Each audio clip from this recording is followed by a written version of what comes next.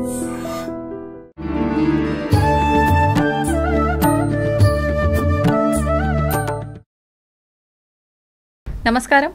Welcome to I dream ధర్మ మార్గం కార్యక్రమానికి స్వాగతం. నేను మీ విజిత.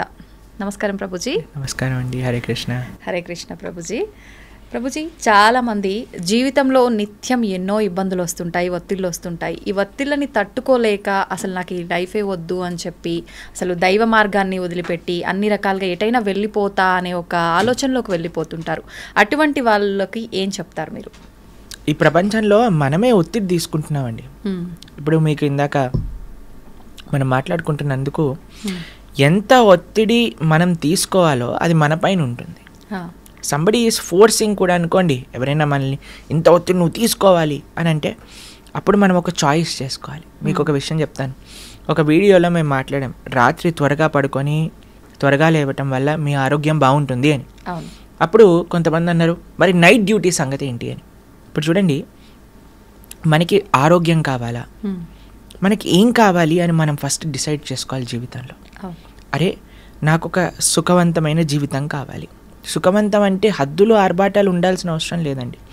మన కుటుంబంతో స్పెండ్ చేయడానికి మనకు సమయం ఉందా, మన ఆరోగ్యాన్ని మనం జాగ్రత్తగా చూసుకుంటున్నామా, ధర్మాన్ని చేయగలుగుతున్నామా, భక్తిని చేయగలుగుతున్నామా, ఒక సింపుల్ లైఫ్, ఏదైతే బ్యాలెన్స్డ్ లైఫ్, ఆరోగ్యంగా కుటుంబంతో సమాజం కోసం ధర్మం కోసం ఉండే ఒక జీవితం, అది మన లక్ష్యం అనుకోండి.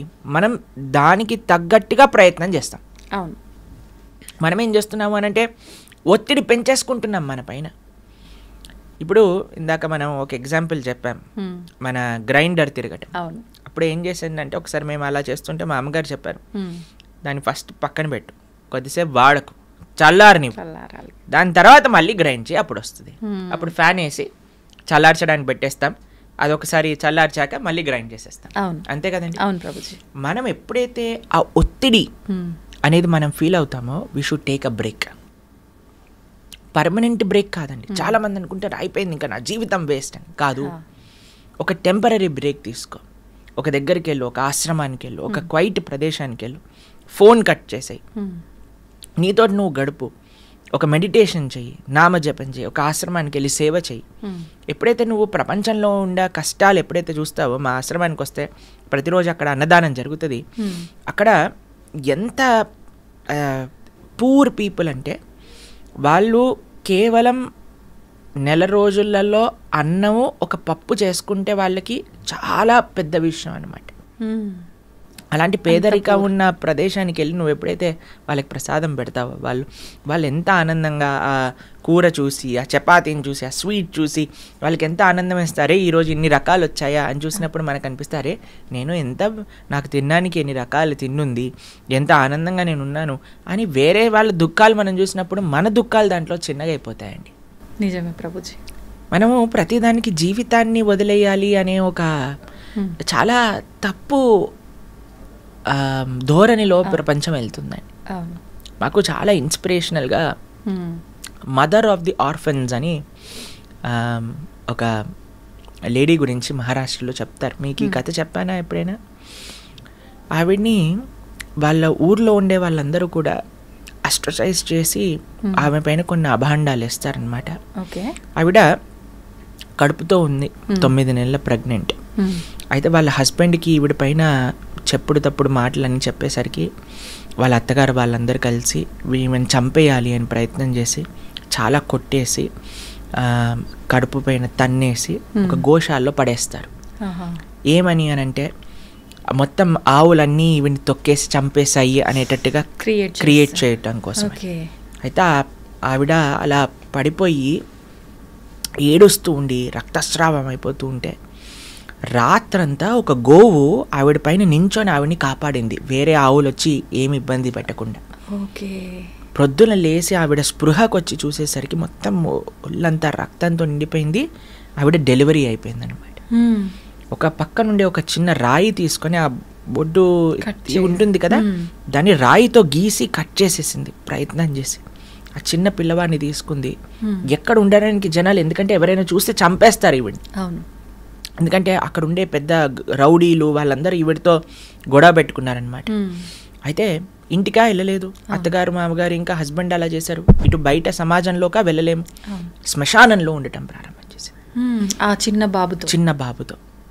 ఆవిడ ఏమనుకున్నదంటే తినడానికి తిండి లేదు, ఏం చెయ్యాలి అని అంటే పిండాలు పెడతారు చూడండి, వాటిలో నీళ్లు కలిపి కాలుతున్న చితల పైన చపాతీలు చేసుకొని తినింది బ్రతకడానికి. ఆవిడ అనుకున్నది, అరే నా జీవితం ఎందుకు, ఇంత కష్టాలు ఇంత అన్యాయం నా జీవితంలో నేను ఫేస్ చేశాను, నా శరీరాన్ని ఎలాగైనా సరే ఆత్మహత్య ద్వారా త్యజిస్తాను, ఎందుకంటే నాకు ఇంకా బ్రతికి నేను ఎవరి కోసం బ్రతకాలి అని ఒక చెట్టు దగ్గర ఊరేసుకోవాలి అని వెళ్ళిందనమాట. అయితే చెట్టు దగ్గర కూర్చున్నప్పుడు ఆవిడ బయట అంతా ఎండగా ఉంది, కానీ ఆవిడ కూర్చున్న ప్రదేశం మాత్రం చాలా చల్లగా ఉన్నదన్నమాట. ఎందుకు అని ఇలా పైకి చూసేసరికి చెట్టుపై నుంచి ఒక చెట్టు కొమ్మ వేలాడుతూ ఉన్నది. వేలాడుతూ ఉన్న చెట్టు కొమ్మ ఈవిడికి నీడని ఇంకా గాలినిస్తుందన్నమాట. చెట్టు నుంచి విరిగిపోయి పడిపోయింది ఆల్మోస్ట్, కానీ ఇలా ఇలా వేలాడుతూ ఉన్నదన్నమాట. ఈవిడ అనుకున్నది, అరే ఒక విరిగిపోయిన చెట్టు కొమ్మ, దేనికి పనికిరాదు అనుకునే చెట్టు కొమ్మ నాకు ఆనందాన్ని ఇచ్చింది కదా, నేను కూడా జీవితంలో విరిగిపోయాను, నన్ను కూడా ఒక సమాజం నుంచి దూరం అయిపోయాను, కానీ నేను సంకల్పం చేస్తే, నేను ప్రయత్నిస్తే నేనెందుకు 10 మందికి మంచి చేయలేను అని ఆవిడ ఈ చిన్ని పిల్లవాడితో ఉండటమే కాకుండా అక్కడ ఉండే అనాథ పిల్లలందరినీ చేరదీసి ఇప్పటికీ 100 మందిని చేరదీసి వాళ్ళందరినీ ప్రయోజకులుగా చేసి సమాజానికి అందించింది. మదర్ ఆఫ్ ది ఆర్ఫెన్స్ అని ఆవిడ పేరు అనమాట. చూడండి, ఆమె ఇబ్బందుల నుంచి బయటికి వచ్చి తను బతకడమే కాకుండా నలుగురికి చేరువుగా. ఎందుకు అండి, ఎప్పుడైతే వేరే వాళ్ళ యొక్క కష్టాన్ని చూసిందో. అవును, మీకు విషయం ఆశ్చర్యకరమైన విషయం చెప్పనా. ఒకసారి ఆవిడ రోడ్డు పైన వెళ్తూ ఉంటే ఏ హస్బెండ్ ఏ భర్త అయితే ఈవిడ్ని ఆ చావు పరిస్థితిలోకి తీసుకొచ్చారో ఆయన కనిపిస్తాడు రోడ్డు పైన పడిపోయి.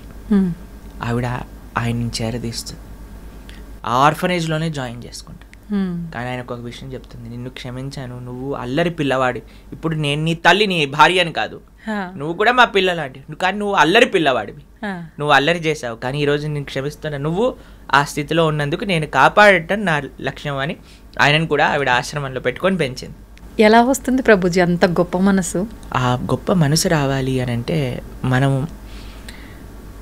ఈ ప్రపంచంలో అండి మనకే కష్టాలు ఉన్నాయి, నేనే కష్టాలు అనుభవిస్తున్నా అనే మిస్కన్సెప్షన్ నుంచి బయటికి రావాలి. ఓకే, ఈ ప్రపంచంలో ఎవ్వరు ఎలాంటి వారైనా సరే అండి, సేవ ఇచ్చే ఆనందం ఇంకా మాటల్లో మనం చెప్పలేమండి.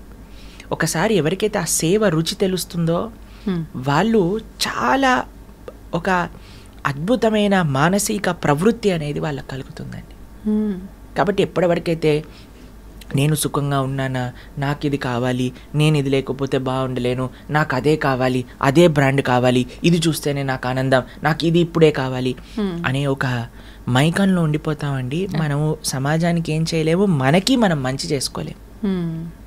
ఆవిడికి ఆనందం ఎందుకు వచ్చిందో తెలుసా అండి, ఒకళ్ళకి సేవ చేయటంలో వచ్చింది. ఆ సేవ రుచి ఎప్పుడైతే కలుగుతుందో ఎవరినైనా సరే మనం మన దగ్గరికి తీసుకోవచ్చు, ప్రేమని పంచవచ్చు, అంత ఉదాత్త భావన మన లోపల కలుగుతుంది. కాబట్టి suicide is not the way అండి. ధర్మాన్ని వదిలేయటం కాదండి మార్గం, ధర్మాన్ని ఆచరించటం వల్ల శక్తి లభిస్తుంది. ఇప్పుడు ఒకడు చాలా వీక్గా ఉన్నాడు అనుకోండి, ఏం చేయాలి, చక్కగా తినాలి, చక్కగా ఎక్సర్సైజ్ చేయాలి, బలిష్టంగా అవుతాడు, అప్పుడు సేవ చేయొచ్చు.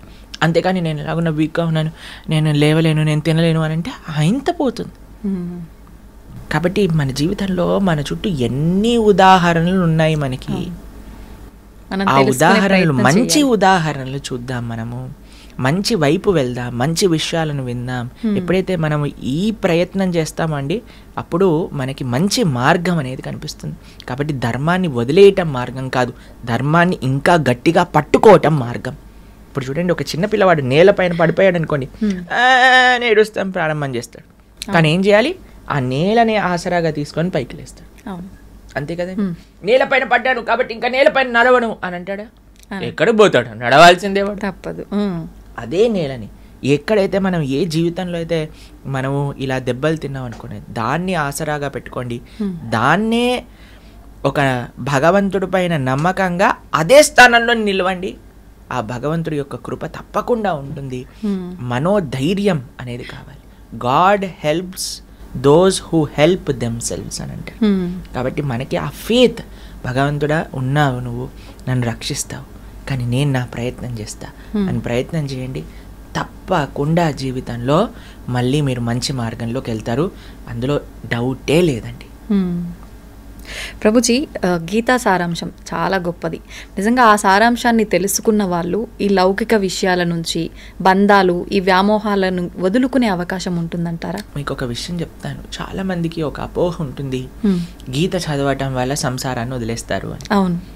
మీరు చూడండి, పాపము అర్జునుడు అదే అంటున్నాడు, అయ్యా నేను యుద్ధం చేయను, నేను సంసారాన్ని వదిలేస్తాను, నేను సాధు అయిపోతాను, నేను భిక్షాటన చేసి బ్రతుకుతాను, నేను అన్నిలోకి వెళ్ళిపోతాను. కృష్ణుడు అంటాడు, లేదయ్యా నువ్వు నీ కర్తవ్యాన్ని, నీ డ్యూటీని ఆచరించాల్సిందే, నువ్వు యుద్ధం చేయాల్సిందే. కానీ కృష్ణుడు చెప్పింది మామనుస్మర యుద్ధచ, నన్ను స్మరిస్తూ నువ్వు యుద్ధం చెయ్యి, నా కోసం నా దిశానిర్దేశంలో నువ్వు ధర్మాన్ని ఆచరించు.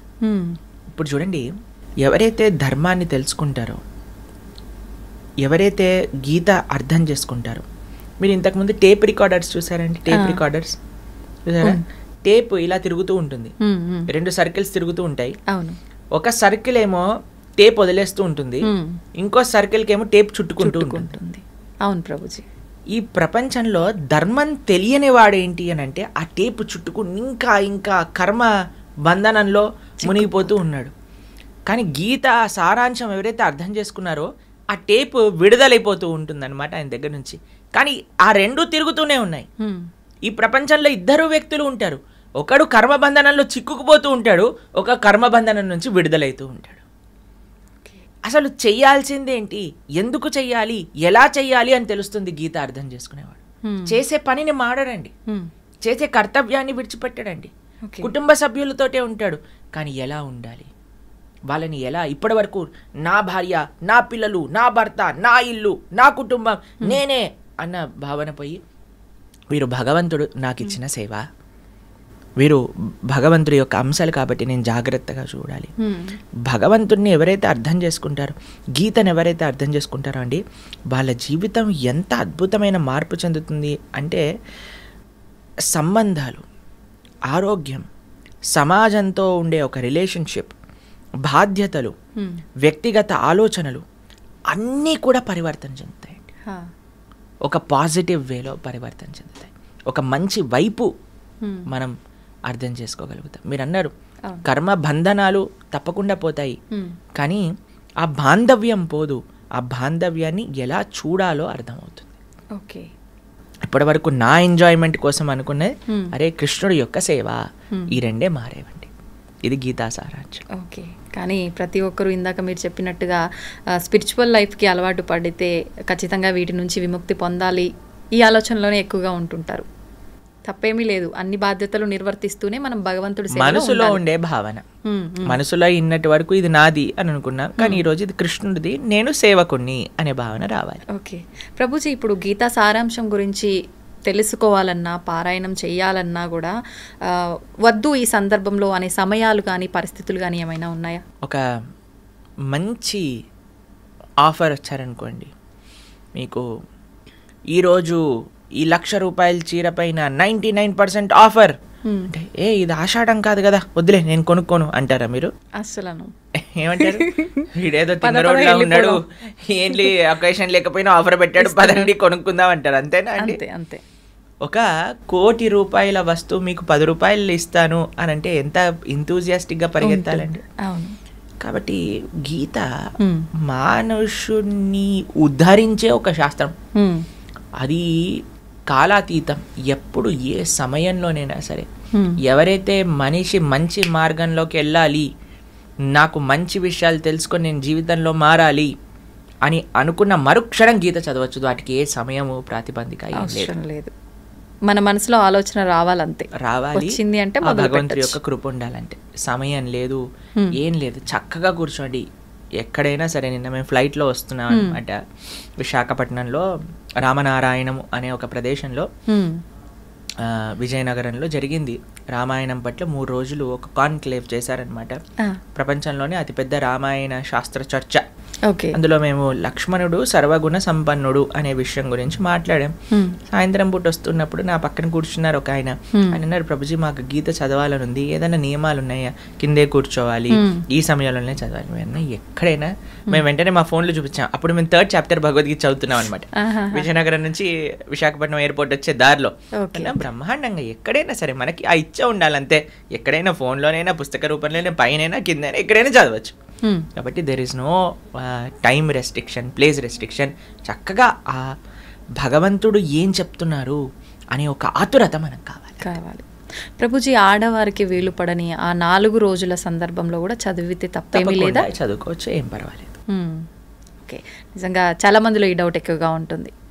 ప్రభుజీ, శ్రీకృష్ణుడు అనగానే ఆయన లీలలతో పాటు ఆయన ధరించిన నెమలి పింఛము, ఆయన చేతిలో ఉన్న పిల్లన గ్రోవి, ఫ్లూట్, ఇవి ప్రతి ఒక్కరూ గుర్తు చేసుకుంటారు. ఏంటి ఇవి ధరించడం వెనకాల ఆంతర్యం ఏమైనా ఉందంటారా? చూడండి, ఒక్కొక్క భగవానుడి యొక్క చేతిలో ఒక్కొక్క ఆయుధాలు చూస్తూ ఉంటాము. త్రిశూలం ఉంటుంది, లేదా సుదర్శనం ఉంటుంది, కానీ శ్రీకృష్ణుడు బాణం ఉంటుంది, అన్నీ ఉంటాయి. కానీ భగవంతుడు మాత్రం ఫ్లూట్ పట్టుకున్నాడు అనమాట. వీటితో ఏం పని లేదు. ఆయన జస్ట్ హీఈస్ అ చార్మర్ అనమాట. సర్వాకర్షతీతి కృష్ణ అని అంటారు. అందరినీ ఆకర్షించే స్వభావం కలిగిన వాడు శ్రీకృష్ణ భగవానుడు. వర్గాపీఠం నటవరవపు కర్ణయోర్కర్ణికారం బిభ్రద్భాసత్ కనక కపిశం వైజయంతీం చమాలాం రంధ్రాన్ వేణురదరసుదయా పూరయన్ గోపవృందే బృందారణ్యం స్వపదరమణం ప్రావిశద్గీత కీర్తి. ఆయన ఎప్పుడు ఫ్లూట్ వాయిస్తూ ఉంటారు. కృష్ణుడు బృందావనంలో ఫ్లూట్ వాయిస్తుంటే యమునా నది, పారే యమునా నది రాయిలా అయిపోయేది అనమాట. రాళ్ళేమో అవి జలపాతాలుగా పారటం స్టార్ట్ చేసేవి. అంటే ఆయన ఫ్లూట్ యొక్క మాధుర్యత ఎంతది అని అంటే, ఆయన నించుండే ఆ రాయి కరిగిపోయి ఆయన పాద చిహ్నములు పడిపోయాయి అనమాట ఆ రాయిపై. ఎప్పుడైతే శ్రీకృష్ణ భగవానుడు గోవర్ధనుడిని ఎత్తారో, తన యొక్క ఎడమ చేతి చిటికని వేలిపైన తమ స్నేహితులందరూ ఒకటే కంగారులో వస్తారు. కృష్ణ ఫ్లూట్ వాయించ, కృష్ణ ఫ్లూట్ వాయించ, కృష్ణ ఎందుకు వాయించద్దు అంటున్నారు అంటే, అరే మనం ఫారెస్ట్లో ఆడుకోవడానికి వెళ్ళినప్పుడు నువ్వు ఫ్లూట్ వాయించేటప్పుడు ఆ రాళ్ళన్నీ కరిగిపోయేవి. ఇప్పుడు ఇంత పెద్ద గోవర్ధనం కరిగిపోయింది అనుకోండి, మనందరం ఇక్కడే ఉండిపోతాము, మనందరి పైన ఒక సమాధి వచ్చేస్తుంది, నువ్వు ఫ్లూట్ వాయించటమా పువ్వు అని అంటారు అనమాట. అంత మధురం అండి. కృష్ణుడు ఎందుకు వేణుగానం చేస్తారు అంటే, రాయిని కూడా కరిగించటము అని అంటే, మన యొక్క హృదయం కూడా రాయి లాంటిదండి, ఒక బండ అని అంటారు చూడండి. మన హృదయం కూడా చాలా కఠినం అయిపోయింది. మీరు చూడండి, రాయి లోపలికి నీళ్ళు ఇంకమండి, కానీ ఒక స్పాంజ్ ఉందనుకోండి, స్పాంజ్ నీళ్ళలో పెట్టంగానే మొత్తం పీల్ చేసుకుంటాం. ఎవరి అయితే హృదయం కఠినంగా ఉంటుందో వారికి భక్తి రసం అనేది కలగదండి.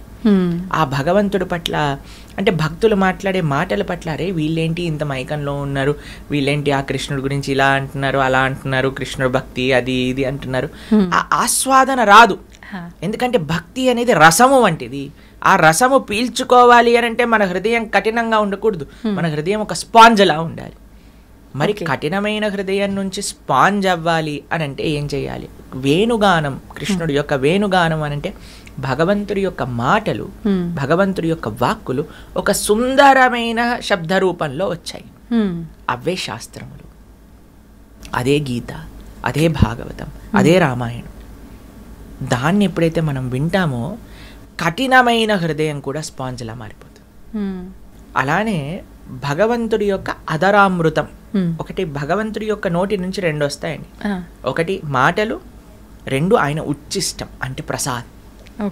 మన జీవితంలో ప్రతిరోజు కూడా మనం భగవత్ ప్రసాదాన్ని స్వీకరించగలిగితే, సాత్వికమైన ఆహారాన్ని ఇంట్లో తయారు చేసుకొని భగవంతుడికి నివేదన చేసుకొని స్వీకరించగలిగితే, ఆ కఠినమైన హృదయం అనేది కోమలం అవుతుంది. అయితే ప్రభుజీ అంటుంటారు కదా పెద్దవాళ్ళు, అన్నిటికీ ఎమోషనల్గా ఉండొద్దు, గుండెని రాయి చేసుకోవాలి, అప్పుడైతేనే అన్ని పరిస్థితుల్ని తట్టుకోగలుగుతారు, అన్నిటినీ తట్టుకునేటట్టు మొండిగా తయారవ్వాలి అని చెప్పి, దాని గురించి ఏమంటారు? భౌతికమైన విషయములలో మొండిగా ఉండాలి, ఆధ్యాత్మికమైన విషయములలో స్పాంజ్లా ఉండాలి. మనము దానికి క్వైట్ ఆపోజిట్ చేస్తున్నాం. అవును, ఆధ్యాత్మికమైన విషయములలో బండలా ఉంటున్నాం, భౌతికమైన విషయంలో స్పాంజ్లా ఉంటున్నాం. వీడా మాట అన్నాడు, ఆవిడ మాట అన్నది, ఈయన ఇలా చేశాడు, ఆయన అలా చేశాడు, అన్ని హృదయంలో పెట్టుకున్నాం. ఏ రోజు, ఏ తారీఖు, ఎప్పుడు, ఏ మాట అన్నది అని మొత్తం లిస్టుతో చెప్పి, ఎందుకు ఎందుకంటే మనం ఈ భౌతికమైన ప్రపంచంలో ఉండే ప్రతి వస్తువుని కూడా సోక్ చేసుకుంటున్నాము. కానీ భగవంతుడి దగ్గరికి వచ్చేసరికి కఠినంగా కథం, అంతే. ఆయనకి నాకు సంబంధం అయిపోయింది. మనం చెప్పేది రివర్స్. భౌతికంగా మీరు అన్న విషయంలో భౌతికమైన ప్రపంచంలో కఠినంగా ఉండండి. అందుకే మీరు ఫస్ట్ ప్రశ్న ఏమన్నారండి? ఈ ప్రపంచంలో ఉండే ఒత్తిళ్ల వల్ల మొత్తం వదిలేయాలనుకుంటున్నారు. ఎందుకు? మీరు భౌతికతలో స్పాంజ్లా ఉన్నారు. భౌతికతలో బండ అవ్వండి, ఆధ్యాత్మికతలో స్పాంజ్ అవ్వండి. ఇదే సొల్యూషన్. ప్రభుజీ, భగవంతుని కోరిక కోరడం కరెక్టేనా? కోరికతో భగవంతుని ఆరాధించడం కరెక్టేనా? నిజంగా కోరిక కోరాలంటే ఎలా కోరుకోవాలి? భగవంతుడికి ఇప్పుడు ఎవరికి తెలియని వాడు అనుకోండి అడగచ్చు. అన్ని తెలిసిన వాడిని మీరేం అడుగుతారండి? కరెక్టే. మన గురించి అన్నీ తెలిసిన వ్యక్తికి అడగటం ఎందుకండి? ఎన్నిసార్లు అడుగుతాం? భగవంతుడికి తెలియదా? భగవంతుడు అని అంటే అన్నీ తెలిసిన వాడు. వాడికి మనం వెళ్ళి అయ్యా ఒక పిటిషన్ పెట్టుకొని నాకు ఇది కావాలి అని అడగాల్సిన అవసరం ఏముంది? నీకు నిజంగా భగవంతుడు ఉన్నాడు అనే నమ్మకం ఉంటే. భగవంతుడు లేడు అని నమ్మకపోతే అసలు కోరిక ఎలా కోరుకుంటాం ప్రభుజీ? ఉన్నాడని నమ్మకం, ఉన్నాడు అని నమ్మకం ఉంటే. భగవంతుడు అని అంటే అన్నీ తెలిసిన వాడే కదా. మళ్ళీ నువ్వు స్పెషల్గా వెళ్ళి నాకు ఈ కోరిక ఇవ్వు, నాకు ఇది కావాలి అని అడగాల్సిన తండ్రి ఆయన. ప్రహ్లాదుడిని నరసింహస్వామి అడిగాడు, అయ్యా ఏదైనా కోరిక కోరుకో, నాకేం వద్దండి. లేదు కోరుకోవాల్సిందే, నాకేం వద్దండి. లేదు కోరుకోవాల్సిందే అని అంటే ప్రహ్లాదుడు అన్నాడు, అబ్బా ఇంత తెలివిగా ఆలోచిస్తున్నావు, కోరికలు ఇచ్చి నువ్వు తప్పించుకుందాం అనుకుంటున్నావా? నరసింహ, నాకు కోరికలు వద్దు, నాకు నువ్వు కావాలి. అయ్యా నేను ఎలాగనో నీ వాడినే అయ్యా, నేను నీ కోసమే వచ్చాను, నీతోటే ఉంటాను, కానీ కోరిక కోరుకో. చూడండి భక్తుడిని, ప్రహ్లాదుడు ఎంత చిన్న పిల్లవాడు, 5 సంవత్సరాల పిల్లవాడు. కౌమారాత్ ఆచరేత్ ప్రాజ్ఞో ధర్మాన్ భాగవతానిహ. అంతా 5 సంవత్సరాల పిల్లవాడికి తెలుసండి కోరిక అవసరం లేదు భగవంతుడిని కోరుకోవడానికి. మనం భగవంతుడు కావాలి అని కోరుకోవాలి, కానీ ఈ కోరిక ఆ కోరిక మనకు అవసరం లేదు. స్వామి చేస్తాడు, మనము ఆయన దగ్గర పిల్లవాడిలా ఉంటే చేస్తాడు. కానీ నాకు తెలుసు, నాకేది మంచి, నేను అడిగిందే కావాలి అని అంటే నీకు భక్తి ఎక్కడ ఉంది? భక్తియే లేదు కదా. భక్తి ఉన్నవాడు ఎన్నడూ కోరిక అడగడండి. భక్తి లేనివాడు మాత్రమే కోరిక అడుగుతాడు. అహైతుకి అప్రతిహత యయాత్మ సుప్రసీదతే. భగవంతుడి నుంచి ఆశించకూడదు. భగవంతుడికి పూర్తి నమ్మకం ఉండాలంటే స్వామి నువ్వేం చేసినా నాకు మంచి చేస్తావు. కాబట్టి కోరిక విన్నవించాల్సిన అవసరం లేదు భగవంతుడికి. ఒకవేళ విన్నవించుకోవాలి అని అనుకుంటే మొండిగా కాదండి, స్వామి ఇది నాకు మంచి అని అనిపిస్తుంది, నీకు కూడా మంచి అనిపిస్తే చెయ్యి, నువ్వేం చేసినా నేను స్వీకరిస్తా. మారోబి రాకోబి జో ఇచ్చా తోహార్. ఒకవేళ మీరు కోరుకోవాల్సిందే అని అనుకుంటే don't be adamant about it. కోరుకోండి భగవంతుడా, నాకు ఇది మంచి అనిపిస్తుంది, నీకు కూడా మంచి అనిపిస్తే చెయ్యి తండ్రి. లేదు అని అంటే నువ్వు చెయ్యకపోయినా ఎందుకు చెయ్యలేదు అని అర్థం చేసుకునే శక్తిని నాకు ఇవ్వు అని భగవంతుడికి ప్రార్థించాలి. ఓకే ప్రభుజీ, భగవంతుడి దృష్టిలో అందరూ సమానమేనా? ధనిక పేద, ఉన్నవాళ్ళు లేని వాళ్ళు, పూజించే వాళ్ళు పూజించని వాళ్ళు అందరూ సమానమే అంటారా? వ్యాధశ్చాచరణం ధ్రువశ్చ వయః విద్యా గజేంద్రస్య క కుబ్జాయాం కుమునామరూపమధికం కిం తత్ సుధామోధనం వంశక్కో విదురస్య యాదవపతేరుగ్రస్య కిం పౌరుషం భక్త్యా తుష్టతి నహి గుణైర్భక్తి ప్రియో మాధవః. శాస్త్రం చెప్తుందండి, వ్యాధశ్చాచరణం ధ్రువశ్చ వయః. ధ్రువుడు చిన్ని పిల్లవాడండి, 5 సంవత్సరాల పిల్లవాడు. అటువంటి పిల్లవాడు తపస్సు చేసిన భగవంతుడు వచ్చాడు. చూడండి, అనంతకోటి బ్రహ్మాండ నాయకుడు ఒక పిల్లవాడి కోసం ఎందుకు రావాలండి? అయినా సరే ధ్రువుడు కోసం వచ్చాడు స్వామి. ధ్రువశ్చ వయః విద్యా గజేంద్రస్య క. గజేంద్రుడికి ఏమైనా విద్య ఉందా అండి? ఒక ఏనుగు.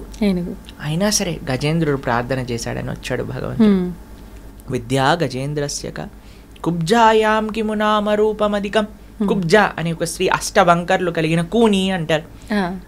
ఏదో అందమైన రుక్మిణీ దేవి, చాలా రుక్మిణీదేవి యొక్క అందం చూసి అందరు కళ్ళు తిరిగి కింద పడిపోయేవారట. అటువంటి వాటిని కృష్ణుడు పెళ్లి చేసుకున్నాడు అని అంటే కుబ్జ ఒక అష్టవంకర్లు కలిగిన ఒక కూని. అటువంటి కుబ్జకి కూడా భగవంతుడు కృపనిచ్చాడు కదా మథురలో. ఆయనకు అందంతో సంబంధమా చెప్పండి? లేదు. కుబ్జాయాం కిమునామరూపమధికం కిం తత్ సుధామోధనం. సుధాముడు కుచేలుడు తన దోతీలలో 100 నాట్లు ఉండేవి ఆయనకి.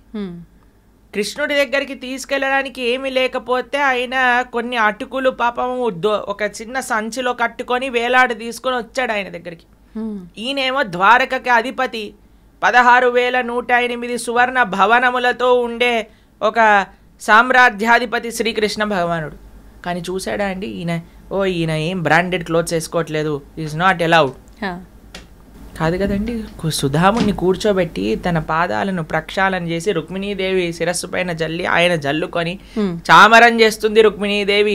రాఘవత్వేద్ భవేత్ సీత రుక్మిణీ కృష్ణ జన్మని, సాక్షాత్తుగా మహాలక్ష్మి సుధాముడికి కుచేలుడికి చామరం చేస్తుంది. భగవంతుడు ఏమైనా తారతమ్యం చూశాడా అండి? లేదు. వంశక్కో విదురస్య యాదవపతేర్ ఉగ్రస్య కింపౌరుషం. మీరు చూసారనుకోండి, దుర్యోధనుడు కృష్ణుడి కోసమని 100 రకాలు తయారు చేసి పెట్టాడండి. అలా ఆయన ముందు నుంచి వెళ్ళిపోయాడు. విదురుడు దాసీపుత్రుడైన విదురుడి దగ్గరికి వెళ్ళిపోయాడు. వాళ్ళ ఇంట్లో అట్టి పనులే ఉన్నాయండి కృష్ణుడు వెళ్ళిన సమయానికి. పాపం ఆయన త్వరలో ఆయన నర్వస్ అయిపోయాడు కృష్ణుడిని చూస్తూ. ఆ అట్టి పండ్లను తీసి బయటపడేశాడు. తొక్క తీసి పక్కన పెట్టి అట్టిపండు ఇవ్వాలి కదండి, అట్టిపండు పక్కన పెట్టేసి తొక్కనిచ్చాడు కృష్ణుడికి. కృష్ణుడు అలా తొక్కలను తినేస్తున్నాడు. ఆయన ఆనందంతో ప్రేమతో కృష్ణుడు వచ్చాడా, మా ఇంటికి వచ్చాడా అని అట్టిపండు తీస్తున్నాడు, పక్కన పడేస్తున్నాడు, తొక్క తీస్తున్నాడు, కృష్ణుడికి ఇస్తున్నాడు. కృష్ణుడు తొక్కలను తినేస్తున్నాడు. అంటే ఈయన భగవంతుని చూసిన ధ్యాసలో అలా చేస్తున్నాడా? ఆయన ఆ ఆనందంతో, ఆ షాక్ లో. ఓకే. కానీ కృష్ణుడికి తెలిసి ఆయన తొక్కిస్తున్నాడు, అని తినేస్తున్నాడు కృష్ణుడు. అంత ప్రేమ తన భక్తుడు అంటే. పత్రం పుష్పం ఫలంతో ఏం యోమే భక్త ప్రయశ్చతి. ఆయనకి ఏం పట్టింపు ఉండదండి. ఈ ధనవంతులు ఏదో 300 రూపాయల దర్శనంలో వెళ్ళొచ్చు, కానీ వాళ్ళు దగ్గరకు వచ్చారని వాళ్ళపైన ఎక్కువ కృప ఉంటుందని కాదండి. భగవంతుడు ఎవరిని చూడాలో వాడిని చూస్తాడు. ఓకే. భగవంతుడికి పేద ధనికము ఇలాంటి తారతములు లేవు. యాదశ్చాచరణం ధ్రువశ్చ వయః విద్యా గజేంద్రశ్చ కా కుబ్జాయాం కిము నామ రూపమధికం కిం తత్ సుధామాదనం వంశక్కో విదురస్య యాదవపతేరుగ్రస్య కిం పౌరుషం భక్త్యా తుష్టతి నహి గుణైర్. కృష్ణుడికి భక్తి తప్ప ఇంకా ఏ గుణము ఆయన చూడడు. ఆయన పట్ల ప్రేమ ఉంటే చాలు, ఆయన స్వీకరిస్తాడు. భక్త్యా తుష్టతి నహి గుణైర్. నువ్వు పేదనా, నీకు డబ్బులున్నాయా, నువ్వు చదువుకున్నవాడివా లేవా, నువ్వు ఏ వర్ణాన్ని చెందినవాడివి, ఆ ప్రస్తావనే భగవంతుడికి అవసరం లేదు. ఎవడు ధార్మికంగా ఉంటాడో, ఎవడు భగవంతుడి పట్ల నిష్ట కలిగి ఉంటాడో వాడిని భక్త్యా తుష్టతి నహి గుణైర్. భక్తి ప్రియో మాధవ. భగవంతుడికి కావాల్సింది భక్తి ప్రేమ అంతే, ఇంకా ఏది కాదు. ఓకే. అంటే భగవంతుడు భక్తి ఉన్న వాళ్ళని ఖచ్చితంగా చేరదీస్తాడు, భక్తి లేని వాళ్ళని ఆయనపై భక్తి కలిగించే విధంగా చేసే ప్రయత్నం. ఈ ప్రయత్నం ఏంటండి స్వామి చేసిన ప్రయత్నం? ఇంతమంది సాధువులకి ఇన్ని విషయాలు, ఇన్ని ఇంటర్వ్యూలు, ఇన్ని ప్రోగ్రాంలు, ఇన్ని శ్లోకాలు, ఇన్ని ప్రవచనాలు, ఇన్ని గుళ్ళు, ఇన్ని గోపురాలు, ఇన్ని ఉత్సవాలు, ఇన్ని పండగలు, ఇన్ని పుష్కరాలు, ఇవన్నీ ఎందుకు భగవంతుడు చేశాడు అని అంటే అసలు ఆయన అవతార ప్రయోజనమే కదండి. అయ్యో పాపం వీళ్ళు గుర్తుపెట్టుకోవట్లేదయ్యా నన్ను, అందుకే ఒక్కొక్క అవతారాన్ని తీసుకొని స్వామి అయ్యా ఇలారా, ఇలా చెయ్యి, ఇలా చెయ్యి, ఇక్కడ వస్తే నీకు అలా ఉంటుంది అని పాపం అన్నిసార్లు చేస్తున్నారు. ఎందుకు ప్రయత్నం చేయట్లేదు అనుకుంటారండి భగవంతుడు? ఇది భగవంతుడి ప్రయత్నమే. మనం ఈరోజు మాట్లాడేది ఈ విషయాలు మీ ప్రేక్షకులకి తెలిపటం శ్రీకృష్ణ భగవానుడి యొక్క సంకల్పం. అది అదే ఎవరైనా సరే మంచి విషయాలు తెలుసుకొని మారుతారేమో అని భగవంతుడి సంకల్పం, అంతే అండి. ఓకే. కాబట్టి భగవంతుడు సాయశక్తులా ప్రయత్నం చేస్తున్నారు. మనం రెసిప్రొకేట్ చేసుకోవట్లేదు, మనము ఆయన చెప్పిన విషయాలను వినట్లేదు. అది మన తప్పు, భగవంతుడు తప్పు కాదండి. ఓకే. అంటే భగవంతుడు ప్రతి ఒక్కరికి ఒక అవకాశం ఇస్తాడు అని చెప్పి మారడానికి ఇన్ని రకాలుగా చూస్తున్నాడు. అవకాశం కాదండి, 100 అవకాశాలు ఇచ్చారు. God gives gives gives and forgives, we get get get and forget అని అంటారు. భగవంతుడు ఇస్తూనే ఉన్నాడు, ఇస్తూనే ఉన్నాడు, ఇస్తూనే ఉన్నాడు, ఇస్తూనే ఉన్నాడు, ఇచ్చి ఇచ్చి ఇచ్చి క్షమిస్తున్నాడు. మనం తీసుకొని తీసుకొని తీసుకొని తీసుకొని మర్చిపోతున్నాం. అది మన నేజం. భగవంతుడు అందరి పట్ల కృప. ఒక తప్పిపోయిన పిల్లవాడు ఇంటికి వస్తున్నాడంటే తండ్రికి ఎందుకు ప్రేమగా ఉండదండి? ఉంటుంది. కాబట్టి మనందరం తప్పిపోయిన పిల్లలం. భగవంతుని తెలుసుకుందాం, భగవంతుడి వైపు ప్రయాణం చేద్దాం. ఓకే. ప్రభుజీ, కృష్ణుడు భగవద్గీతను పాండవులలో ఒకరైన అర్జున్కి బోధించాడు, అది మనందరం కూడా వింటుంటాము. మరి ఎందుకు కౌరవులకి బోధించలేదు? వాళ్ళకు వినే అర్హత లేదా? అసలు రీజన్ ఏంటి? కృష్ణ భగవానుడు ఈ విషయాన్ని చెప్పారు. భక్తోసిమే సఖా చేతి, నువ్వు నా యొక్క భక్తుడివి, నా యొక్క ఫ్రెండ్వి, నీకు ఎటువంటి అసూయ లేదు, నీకు ప్రేమ నిష్ట ఉన్నది కాబట్టి అర్జున నీకు చెప్తున్నాను అని అన్నారు. అటువైపు కౌరవులు చూసారనుకోండి, వాళ్ళు ఎప్పుడు అసూయ, ద్వేషము, ఈర్ష, ఒక రకమైన గ్రీడ్, గ్రీడ్ అని అంటారు, లోభంతో కూడుకున్న వాళ్ళు. ఎవరికైతే నేను బాగుంటే చాలు, మొత్తం సమాజం ఏమైనా పర్వాలేదు అన్న వాళ్ళకి భగవంతుడి యొక్క కృప రాదండి. అంత దుర్మార్గము వీళ్ళ పట్ల చేసినా సరే అర్జునుడు పర్వాలేదు, నేను వాళ్ళని ఏమనను, నేను అరణ్యానికి వెళ్ళిపోతానని కోమల కలిగిన హృదయం కలిగిన వాడు. భక్తోసిమే సకాచేతి రహస్యం ఏతద్ ఉత్తమం, అన్నిటికంటే ఉత్తమమైన రహస్యాన్ని నీకు చెప్పాలనుకుంటున్నాను. ఎందుకంటే నువ్వు భక్తుడివి కాబట్టి, నీకు అసూయ లేదు కాబట్టి, నీకు ప్రేమ ఉన్నది కాబట్టి, నువ్వు నా స్నేహితుడివి కాబట్టి. అర్జునుడికి దుర్యోధనుడికి ఒక విషయం చెప్తాను. కృష్ణుడు ఇలా శయనించి ఉన్నాడు మన హస్తినాపురం ద్వారకలో. వీళ్ళిద్దరు వెళ్ళి అడగడానికి, హెల్ప్ అడగడానికి వెళ్ళారు. దుర్యోధనుడు మొట్టమొదటిగా వెళ్ళాడు, అర్జునుడు వెళ్ళారు. 2 స్థానాలు ఉన్నాయి అక్కడ. ఒకటి పాదాల దగ్గర ఒక స్థానం ఉన్నది, శిరస్సు దగ్గర ఒక స్థానం ఉన్నది. అర్జునుడు చూస్ చేసుకున్న ప్రదేశము భగవంతుడి యొక్క పాదాల దగ్గర. కానీ దుర్యోధన అనుకున్నాడు, నేనేంటి వాడి పాదాల దగ్గర ఎందుకు కూర్చోవాలి, నేను రాజుని, నేను శిరస్సు పైన కూర్చుంటే అని శిరస్సు దగ్గర కూర్చున్నాడు. సరే అని కృష్ణుడు లేచి చూసేసరికి ఫస్ట్ అర్జునుడు కనిపించాడు. అయ్యా నీకేం కావాలి? ఈయనకి టెన్షన్ ప్రారంభం అయిపోయిందనమాట. ఎలా నారాయణీ సేన అని అడుగుతాడేమో అని. అయ్యా నాకు నువ్వు తప్ప ఇంకెవ్వరొద్దు అని అడిగాడు. దుర్యోధన అమ్మయ్య బతికిపోయాను, నారాయణ సేన అడగలేదు, నారాయణ సేన.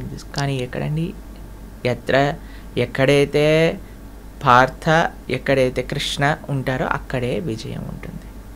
అంతే కదండి. అంతే. కాబట్టి అర్జునుడికి దుర్యోధనుడికి ఇది డిఫరెన్స్. ఒకడు కృష్ణుడి యొక్క సేవకుడు అనుకుంటున్నాడు, ఒకడు కృష్ణుడినే సాచించాలి అనుకుంటున్నాడు. అందుకే వాడు అర్హత కాదు జ్ఞానాన్ని. ఎవరికి తెలుసా అండి, శ్రద్ధావాన్ లభతే జ్ఞానం. ఎవరికైతే శ్రద్ధ ఉంటుందో వారికి మాత్రమే జ్ఞానం లభిస్తుంది. శ్రద్ధ వినయం వల్ల వస్తుంది. అర్జునుడికి వినయం ఉన్నది, దుర్యోధనుడికి వినయం లేదు. మీకు ఇంకొక విషయం చెప్తాను. కృష్ణుడిని ఒకసారి అడుగుతారు, అయ్యా నీకు అర్జునుడు అంటే ఎందుకండి ఇంత ఇష్టము అని అంటే, సరే చూపిస్తాను పదా అని అర్జునుడి యొక్క కుటీరానికి తీసుకెళ్తారనమాట. కురుక్షేత్ర యుద్ధంలో పాపం దెబ్బలన్నీ తగిలి చాలా అలసిపోయి రోజంతా యుద్ధం చేసి అర్జునుడు శయనిస్తే ప్రతి ఒక్క హృదయంలో ఉండే ప్రతి ఒక్క నాడి లోపల నుంచి కృష్ణ కృష్ణ కృష్ణ కృష్ణ కృష్ణ అనే శబ్దం వస్తుంది. అర్జునుడి యొక్క శరీరంలో ఉండే ప్రతి అంగం నుంచి. అంత ప్రేమ అర్జునుడికి కృష్ణుడు అంటే. అటువైపు దుర్యోధను చూసారనుకోండి, దుర్యోధనుడి దగ్గరికి ఒకసారి కృష్ణుడు వచ్చినప్పుడు సభకి వాళ్ళ యొక్క మినిస్టర్స్కి చెప్తారు, ఏయ్ ఎవరు కూడా కృష్ణుడు చూస్తే లేవకూడదు అంటే, లేదండి ఆయనను చూస్తే ఆటోమేటిక్గా నించుంటా.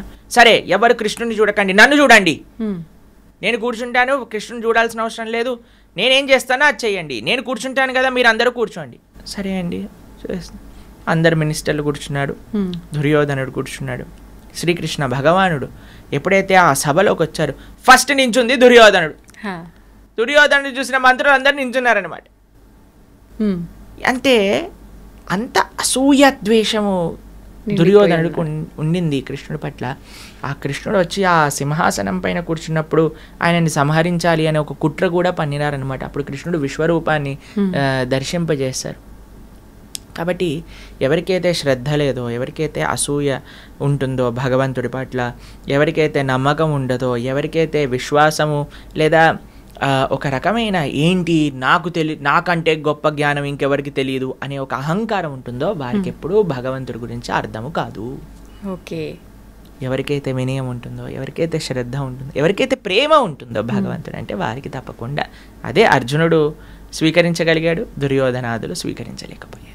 ఓకే ప్రభుజీ, భగవంతుడిపై ఉండే భక్తి ఒక భగవంతుడి రూపంలోనే మనం చూపించాలా, లేదంటే కొంతమంది మా ఇంట్లో పర్సన్ అన్నట్టుగా ఫీల్ అయ్యి ఆయనకు సేవ చేసుకుంటూ ఉంటారు? అఖిల రస అమృత మూర్తి అని అంటారు కృష్ణుడు.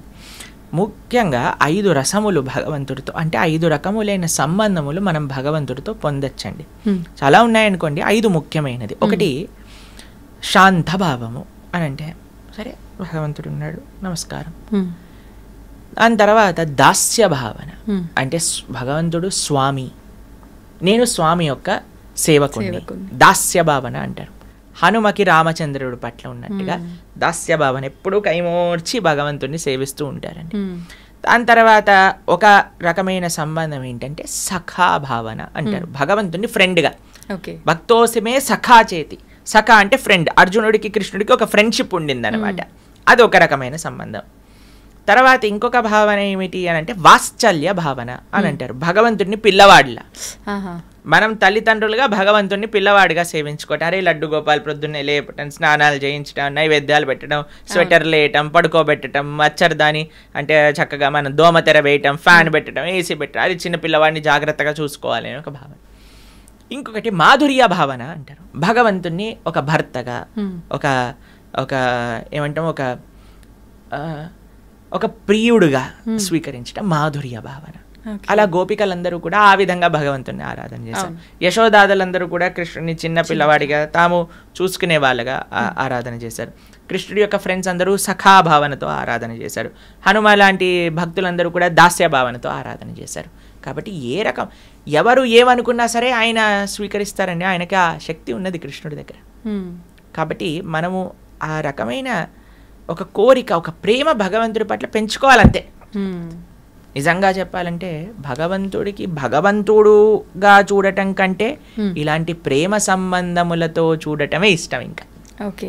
ఇంకా ఆయనకు దగ్గర అయ్యే అవకాశం ఎక్కువగా ఉంటుంది, ఇంకా దగ్గర అయ్యే అవకాశం.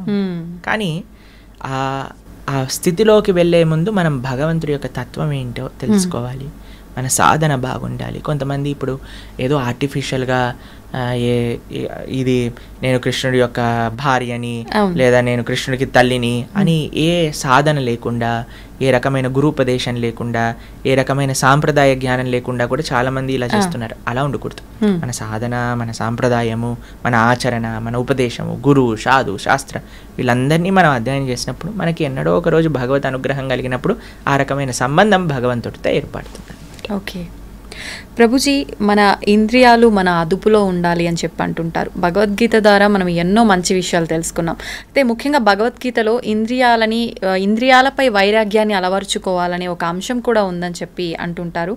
అది నిజమేనా? ఏ రకంగా ఉంది భగవద్గీత? అంతే కదండి. విచ్చలవిడిగా ఇంద్రియాలను వదిలేసాం అనుకోండి, అవి ఏం చేస్తాయంటే మనల్ని లాగుతూ, ఒక గుర్రము అదుపు తప్పిన గుర్రం ఏం చేస్తుందండి, ఈడ్చుకోపోతుంది. అంతే కదండి. ఇప్పుడు మీరు చూస్తుంటారు కేరళలో ఏనుగులతో ఉత్సవాలు జరుగుతూ ఉంటాయి. కానీ కొన్ని పిచ్చెక్కిన ఏనుగులు ఉంటాయి, కొన్ని మతం ఎక్కిన అంటారు చూడండి. అప్పుడు అవి ఏం చేస్తాయంటే ఈడిచేస్తాయి, జనాల్ని చిన్న భిన్నం చేసేస్తాయి. అలానే మన ఇంద్రియాలకు ఎప్పుడైతే విచ్చలవిడితనం ఇస్తామో, ఎప్పుడైతే ఆ పగ్గాలు ఉంటాయి కదా, అవి ఎప్పుడైతే వదిలేస్తారో అది పారిపోతూ ఉంటుంది, మనల్ని ఈడ్చేస్తూ ఉంటుంది. అందుకే మనకి ఇంద్రియ నిగ్రహము అనేది అవసరం. ఆ పగ్గాలు మన చేతుల్లో ఉండాలి, ఆ కంట్రోల్ అని అంటారు. ఇది ఎట్లా వస్తుంది అంటే అభ్యాసేనతు కౌంతేయ వైరాగ్యేన చ దృశ్యతే, ప్రాక్టీస్ అండ్ డిటాచ్మెంట్. ఈ రెండింటి ద్వారా ఎప్పుడైతే మనం చేస్తాం, కృష్ణుడు ఇంకొక ఉదాహరణ ఇస్తారు. ఎలా అయితే తాబేలు ఎప్పుడైతే ఆపద చూస్తుందో వెంటనే లోపలికి వెళ్ళిపోతుంది, ఒక షెల్ ఉంటుంది, అప్పుడు దాన్ని ఏం చేయలేరు తాబేల్ని, అవునా కాదు? అలా మనం ఎప్పుడైతే ఇంద్రియ భోగములు ఉంటాయో అప్పుడు మనం నిగ్రహించుకోవాలి అని చెప్తారు కృష్ణుడు. ప్లస్ ఇంకొక విషయం ఏంటంటే, ఇంద్రియ నిగ్రహం అనేది అంత ఈజీ విషయం కాదండి. మెల్లమెల్లగా అలవాటు చేసుకుంటూ ఉండాలి. అందులో మొట్టమొదటి స్టెప్ ఏంటంటే పోస్ట్ పోనింగ్ అని అంటారు. మనసు ఇప్పుడు నీకు అడిగిందని, మనల్ని ఇప్పుడు చెప్పిందని, ఇప్పుడు మాకు గొంతు సహకరించట్లేదు మాట్లాడడానికి, కానీ మేము ప్రయత్నం చేస్తున్నాం మాట్లాడడానికి. కానీ మా మనసు అనుకోండి, ఐస్ క్రీమ్ తిని ఇప్పుడు చాలా బాగుంది, ఐస్ క్రీమ్ కావాలి. నాకు తెలుసు, అరే నా గొంతు బాగాలేదు, కానీ మనసు అంటుంది పర్వాలేదులే, ట్యాబ్లెట్లు వేసుకుంటున్నావు కదా, ఐస్ క్రీమ్ తిను. సరేలే ఎలానో ట్యాబ్లెట్ వేసుకుంటున్నాను కదా, డాక్టర్ చెప్పారు కదా 5 రూపాయలు పోతుంది, సరే ఐస్ క్రీమ్ కొనుక్కొని తినేసాను అనుకోండి, అప్పుడు ఏమవుతుంది, ఇంకెక్కువ ఇబ్బంది. మనసు ఏం చేస్తుంది తెలుసా అండి, మనసు అమ్మయ్యా వీడు నా మాట విన్నాడు అంటే, నేను చెప్పింది వీడికి తప్పని తెలిసినా చేస్తున్నాడు అంటే వీడు నా మంచి శిష్యుడుగా తయారయ్యాడు, కాబట్టి ఇప్పుడు వీడితో ఆడుకుంటా అని ఒకదాని తర్వాత ఆర్డర్ చేయటం ప్రారంభం చేస్తుంది. మనసు చేస్తుంది కదా, ఈ ఇంద్రియం, కళ్ళంటే ఇది చూపించు, చేతులంటే అది చేయించు, పాదాలంటే అటెళ్ళు అని మొత్తం మనల్ని 4 వైపులకి కూడా ఈడ్చేస్తూ ఉంటాయి. మీకు విషయం చెప్తాను, చేపకి సముద్రంలో చాలా తిండి ఉంటుందండి, చాలా ఉంటుంది, సముద్రంలో లేనిది ఏముందండి. కానీ ఆ జాలరి ఒక నెట్ లోపల వేసే ఒక చిన్న క్రిమి కోసం నోటిని కంట్రోల్ చేసుకోక వస్తుంది, పట్టుబడుతుంది, శరీరాన్ని విడిచేస్తుంది. కరెక్ట్. ఒక మిడుగుడు పురుగు అంటే లైట్ పురుగు అంటారు చూడండి, అవి దీపం కాంతి ప్రకాశం అరే ఎంత బాగుంది ఎంత బాగుంది ఎంత బాగుంది ప్రకాశం అని. ఆ ప్రకాశం దగ్గరికి రావడానికి ప్రయత్నం చేస్తాయి, 2 రెక్కలు కాలిపోతాయి, కింద పడిపోతుంది, శరీరాన్ని విడిచిపెట్టేస్తాయి.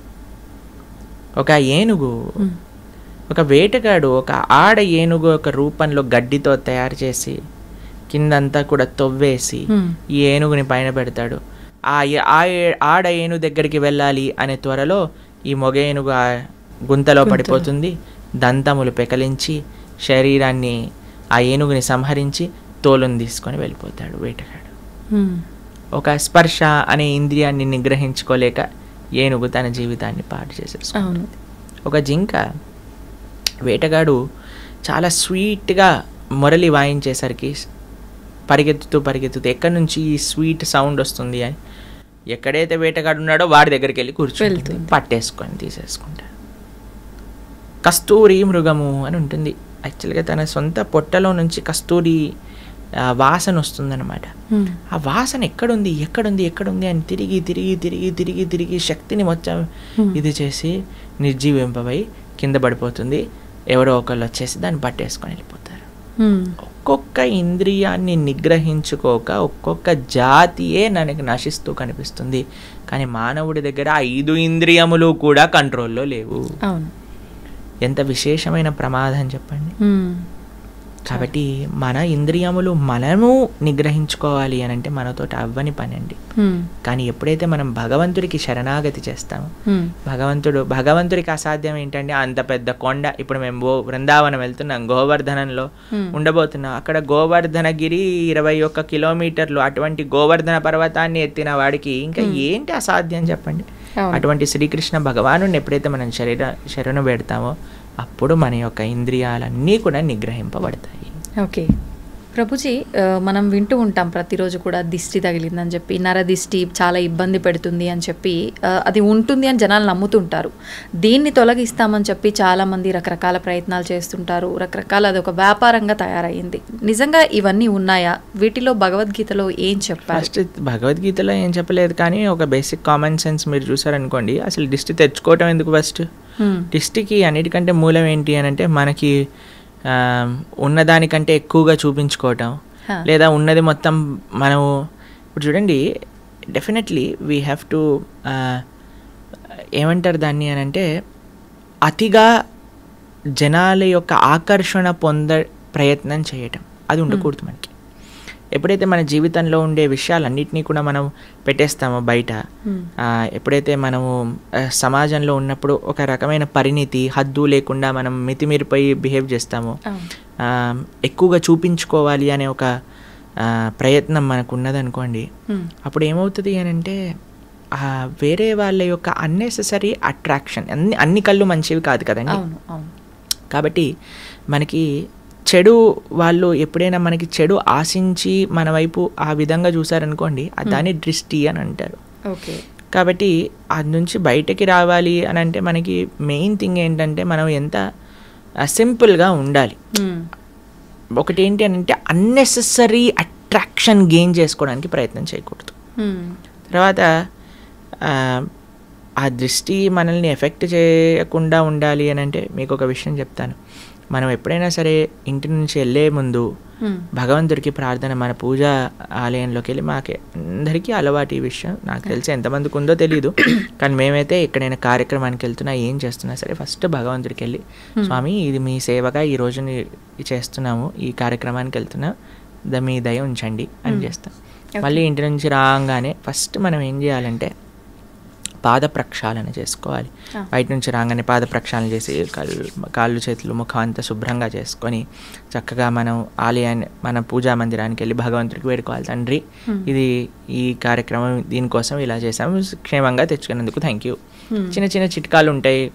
ఉప్పుతో దిష్టి తీస్తూ ఉంటారు. మా అమ్మగారు మమ్మల్ని ఎప్పుడైనా కలిసామనుకోండి అప్పుడు కొబ్బరికాయతో దిష్టి తీస్తారు, లేదా ఉప్పుతో దిష్టి తీస్తారు. అలా చిన్న చిన్న కార్యక్రమం, దానికి ఎవరినో ఎంప్లాయ్ చేసి మన దిష్టిని తొలగించడానికి పెద్ద పెద్ద కార్యక్రమాలు చేసి అవన్నీ ఏం అవసరం లేదండి. ఫస్ట్ మనం కొద్దిగా కంట్రోల్డ్గా ఉండాలి. పబ్లిక్లో ఏదో మనం ఇది అది అని చేయడానికి ప్రయత్నం చేయకూడదు. రెండో విషయం ఏంటంటే చిన్ని చిన్ని చిట్కాలు, ఉప్పుతో మనం దిష్టి తీసేయచ్చు, కొబ్బరికాయతో దిష్టి తీయచ్చు, అలా నిమ్మకాయ కొన్ని యూజ్ చేస్తారు కదా, మీ అందరికీ తెలిసే ఉంటుంది. కాబట్టి ఆ విధంగా మనం దిష్టి తీసుకునే ప్రయత్నం చేయాలి డెఫినెట్లీ. ఎందుకంటే అన్నీ కూడా పాజిటివ్ ఐస్ అనేవి ఉండవు, నెగిటివ్ ఐస్ కూడా ఉంటాయి, కాబట్టి జాగ్రత్తగా ఉండాలి. ఓకే.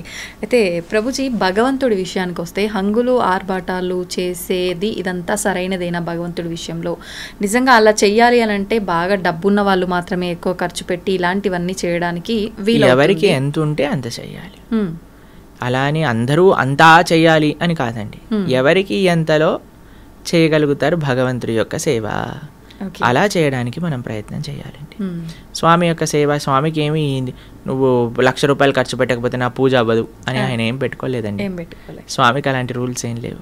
ఉన్నవాడికి ఉన్నంత, ఆయన ఎక్కడికైనా సరే ఎంత స్వరూపంలోనైనా సరే ఆయన ఒదిగి ఉండగలిగిన ప్రేమ కలిగిన వాడు భగవంతుడు. మనకి ఎన్నో ఉదాహరణలు మన శాస్త్రంలో చూస్తాం. వెంకటేశ్వర స్వామి అంత అనంత కోటి బ్రహ్మాండ నాయకుడు, అంత ఐశ్వర్యం ఉన్న వ్యక్తి కూడా మట్టి కుండలో ప్రసాదం పెరగన్నం తింటాడు.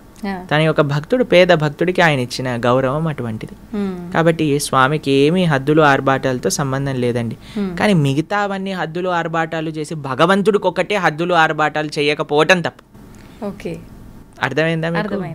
కాబట్టి భగవంతుడి దగ్గరికి వచ్చేసరికి ఎందుకు అవసరం అని మిగతావన్నీ ఎక్స్ట్రావగెంట్గా చేశారనుకోండి, అది తప్పు అవుతుంది. కానీ మనకి ఉన్నంత ప్రేమతో భగవంతుడికి పత్రం పుష్పం ఫయంతోయం యోమే భక్తా ప్రయశ్చతి, ప్రేమతో ఎంత చేసినా ఆయన స్వీకరిస్తాడు. ఓకే ప్రభుజీ, చాలామంది చూస్తుంటాం ఒక కోరిక కోరుకోవడము, కొద్ది రోజులు ఒక దేవుణ్ణి పూజించటము, తర్వాత వాళ్ళు అనుకున్నది నెరవేరకపోతే ఆటోమేటిక్గా వేరే దేవుడి సైడ్ మారిపోవడము, ఎవరైనా అంటే సోషల్ మీడియాలో ఒక దేవుడి గురించి ఎక్కువ ప్రత్యేకంగా చూపించడం వల్ల ఆ దేవుడికి అట్రాక్ట్ అయిపోయి అటు మారిపోవడము, ఇలా రకరకాలుగా చూస్తుంటాం. నిజంగా దేవుళ్ళని మార్చడం అనేది కరెక్టే అంటారా? మనకి ఇవన్నీ ఎందుకు వస్తుంది అని అంటే, నా కోరిక తీరాలి అనే ఒక భావన ఉంది కాబట్టి ఆ కోరిక నుంచి ఫస్ట్ ఆ మెంటాలిటీ నుంచి బయటికి రావాలి. భగవంతుడికి ఇప్పుడు చూడండి, ఒక దగ్గర ఒక చిన్ని పిల్ల చాలా అల్లరి చేస్తుంది అనమాట. వాళ్ళమ్మ పాట్ అని ఒక చెంపమైన స్లాప్ చేసిందనమాట. ఆ చిన్ని పిల్ల అని ఏడుస్తూ మళ్ళీ వాళ్ళ అమ్మని పట్టుకుంది. ఏం చేయాలి? వాళ్ళ అమ్మని వదిలేసి వెళ్ళిపోవాలి. కానీ ఆ పిల్ల అలా కాదు, అని ఏడుస్తూ వాళ్ళ అమ్మని పట్టుకుంది. అప్పుడు అయ్యో అని వాళ్ళ అమ్మ ఇదే చేసి మళ్ళీ కలిసిపోయి వెళ్ళిపోయారు అనమాట. ఆశ్రమంలో మేము చూసాం ఈ సిచ్యువేషన్. కాబట్టి భగవంతుడు ఏం చేసినా సరే ఆయననే మనం ఆశ్రయించాలి. అందుకే కదా నాకు ఈ కోరిక తీరితేనే ఈ నిన్నట్టు లేకపోతే లేనట్టు అని మతాలు కూడా మార్చేస్తున్నారు కదా జనాలు. ఎంత అన్యాయం చూడండి, మతాన్ని మార్చేసుకుంటున్నారు. దేనికోసం? అసలు ఈ హిందువులు వాళ్ళ శాస్త్రాలు వాళ్ళకి తెలియదు, అర్థం చేసుకోవడానికి ప్రయత్నం చేయట్లేదు. ఎవడో ఒకడు వచ్చి ఇది కరెక్ట్, ఇది లేకపోతే నువ్వు ఇది అది అని పిచ్చి మాటలు మాట్లాడి మా దగ్గరకు వచ్చేసే కష్టాలన్నీ పోతాయి. ఈ కష్టాలు పోవు. ఈ ప్రపంచంలో ఉన్నంత వరకు కష్టాలు అనుభవించవలసినదే. కాబట్టి నీ ధర్మం నీకున్నప్పుడు దాన్ని ఆచరించు, అంతేకాని ఎదుటివాడి దగ్గరికి. అందుకే నేను చెప్తున్నాను, ఫస్ట్ ఆధ్యాత్మికవేత్తలు ఆపాల్సిన విషయం ఏదన్నా ఉంటే భగవంతుణ్ణి కోరికలు తీర్చే ఒక ATM మషిన్గా ప్రజెంట్ చేయటం ఆపేయాలి. కోరికలు అడగడానికి భగవంతుడు కాదు, భగవంతుడి కోరికలు తీర్చడానికి, భగవంతుడి యొక్క సేవ చేయడానికి మనం ఉన్నాము. ఇది నిక్కచ్చైన నిజమే. ప్రభుజీ, భగవంతుడిని కోరుకుంటారు, మొక్కులు మొక్కుతారు, ఆ మొక్కులు నెరవేరుస్తుంటారు. ఇదంతా నిజంగా భక్తి అనుకోవాలా, ఒక వ్యాపారం అనుకోవాలా? వ్యాపారమే కదండి. మీరు కొనుక్కున్నారు, EMIలు కడుతున్నారు అని అంటే అది వ్యాపారమే కదా. అవును. భక్తి అంటే భక్తిలో కోరిక ఉండదు, భక్తిలో సేవ ఉంటుంది. Love means sacrifice, love means service. ప్రేమ అంటే త్యాగము, ప్రేమ అంటే సేవ. భగవంతుడి పట్ల భక్తి అంటే ఏంటో తెలుసా అండి? భక్తి అంటే ప్రేమ. ప్రేమ ఉన్న దగ్గర, ఇప్పుడు మిమ్మల్ని ఒకళ్ళు ప్రేమిస్తున్నారు అని, ఒకళ్ళు, మీకు మెటీరియల్ ఎగ్జాంపుల్ చెప్తాను. ఒక అబ్బాయి ఒక అమ్మాయిని ప్రేమిస్తున్నాడంటే ఏమి ఇవ్వాలి, ఏ గిఫ్ట్ ఇవ్వాలి, ఈ రోజు ఏం చేయాలి, ఆ రోజు ఏం చేయాలి అని ప్రయత్నిస్తూ ఉంటాడు. అంతే కదండి, ఎలాగైనా సరే ఇంప్రెస్ చేయాలి ప్రయత్నిస్తూ ఉంటాడు. భగవంతుడి పట్ల ప్రేమ అంటే నాకు ఇది కావాలి, నాకు అది కావాలి. అలాంటి వాళ్ళని ఏమంటారు తెలుసా అండి? నాకు ఒకళ్ళు ఎక్స్ప్లెయిన్ చేస్తున్నారు, అటువంటి వాళ్ళు ఉంటే దాన్ని టాక్సిక్ పర్సనాలిటీ అంటారట. ఎవరైతే ఎప్పుడు కూడా ఏం తీసుకోవాలి అని చూసేవాడిని టాక్సిక్ రిలేషన్షిప్ అంటారు. మనతో భగవంతుడి టాక్సిక్ రిలేషన్షిప్ కాదండి. మనకి భగవంతుడి పట్ల భక్తి అనే మాట మీరు వాడుతున్నారు అని అంటే స్వామికి ఏ సేవ చేయగలుగుతాను, స్వామికి ఏ విధంగా ఆరాధన, స్వామి యొక్క మాటలు విని నేను ఎలా మారగలుగుతాను, స్వామి యొక్క సేవగా 10 మందికి ఎలా నేను మంచి మార్గాన్ని తెలుపగలను, ఎలా సమాజానికి, దేశానికి, ధర్మానికి సేవ చేయగలను అని ఆలోచించడమే భక్తి. అయితే ప్రభుజీ, చాలామంది ఇప్పుడు ప్రస్తుతం ఉన్న సమాజంలో చాలా బిజీగా ఉన్నాం, మేము మా కుటుంబానికి టైం ఇవ్వలేకపోతున్నాము, మేము భగవంతునికి టైం ఎలా ఇవ్వాలి, ఎలా ఆయన మార్గంలో వెళ్ళాలి మేము అనుకునే వాళ్ళకి ఏం చెప్తారు? అలా అనుకుంటుంటారు చాలామంది. ఏం లేదండి, మనం దేనికోసం మనం ప్రియారిటీ ఇస్తే, ఏది మనకి ఇష్టం అనిపిస్తే దానికి మనం సమయం ఇచ్చి తీరుతాం. ఒకసారి మేము ఒక దగ్గర కూర్చున్నాం, ప్రసాదం తీసుకుంటున్నాం అనమాట. నా పక్కన ఇంకొక ఆయన ఉన్నారు. ఆయన అన్నారు, నా కడుపు నిండిపోయింది, నాకేం వద్దు అన్నారు. సరే అని వెళ్ళిపోయారు. వడ్డించే వాళ్ళందరూ అడుగుతున్నారనమాట, అయ్యా ఇది తీసుకోండి, వడ తీసుకోండి, గారె తీసుకోండి, పులిహోర పెట్టుకోండి, దద్దోజనం పెట్టుకోండి అని అంటే, నా కడుపు చాలా నిండిపోయింది, అయ్యా పోండి పోండి, నన్ను అడగండి అని అంటున్నాను. కొంతసేపు అయిపోయాక ఒక ఆయన గులాబ్ జాములు పట్టుకొని వచ్చాడు అనమాట. ఆయన కూడా పాపం ఈయన వద్దు వద్దు అన్నాడు కదా, నా దగ్గరికి వచ్చేసాడు. ఎందుకు వెళ్ళిపోయావు, నాకు ఇవ్వు గులాబ్ జామున్. అదేంటండి మీ కడుపు నిండిపోయింది, పొట్ట పగిలిపోతుంది అన్నారు. అంటే స్వీట్కి జాగుందిలేండి అని అన్నారు. ఎందుకంటే అరే ఏమైందిరా ఇప్పటి వరకు పొట్టలో జాగలేదు అంటే స్వీట్ అంటే ప్రభుజీ నాకు చాలా ఇష్టం ప్రభుజీ. ఇష్టం ఉన్నప్పుడు అంత పొట్ట పగిలిపోతున్నా జాగ ఏర్పడుతుంది. ఎందుకు? నీకు ఇష్టం ఉంది కాబట్టి. మనము ధర్మం పట్ల ఇష్టం పెంచుకోవాలి, భగవంతుడి సేవ పట్ల ఇష్టం పెంచుకోవాలి. ఎప్పుడైతే మనకి ఇష్టము అని అనిపిస్తుందో, దేన్నైతే మనం ప్రయారిటీ అనుకుంటామండి దానికి సమయం ఏర్పడుతుంది. దేన్నైతే మనం జీవితంలో ముఖ్యము అని అనుకుంటే దానికి సమయం ఏర్పడుతుంది. కాబట్టి భగవంతుడు ముఖ్యము, ధర్మం ముఖ్యము, సేవ ముఖ్యము అని అనుకుంటే ఆ భగవంతుడు ఆ కాలస్వరూపంలో మనకి దానికి సమయం ఇస్తాడు. నాకు ముఖ్యము అని అనుకోలేదు అనుకోండి, అప్పుడు సమయమే మనకు కనిపించదు. అంత సమయం ఉన్నా వాట్సాప్లు చూస్తున్నా, ఇన్స్టాగ్రాములు గంటలు చూస్తున్నా, టీవీలు చూస్తున్నా మనకు అనిపిస్తుంది నాకు భక్తుడికి సంబంధము లేదు, సమయం లేదు అనిపిస్తుంది. కానీ ఎప్పుడైతే నాకు అది ప్రియారిటీ అవుతుందో అప్పుడు ఎంతైనా సరే మనం దర్శించవచ్చు, చూడవచ్చు అన్నమాట. Okay, thank you Prabhuji. నిజంగా చాలా మంచి విషయాలు తెలియజేశారు, అద్భుతమైన సమాచారాన్ని మాకు అందించారు. మళ్ళీ మరొక మంచి ఎపిసోడ్లో తప్పకుండా మీతో మాట్లాడి మంచి విషయాలు తెలుసుకునే ప్రయత్నం అయితే చేస్తాను. ధన్యవాదాలు ప్రభుజీ. హరే కృష్ణ మాతాజీ, హరే కృష్ణ.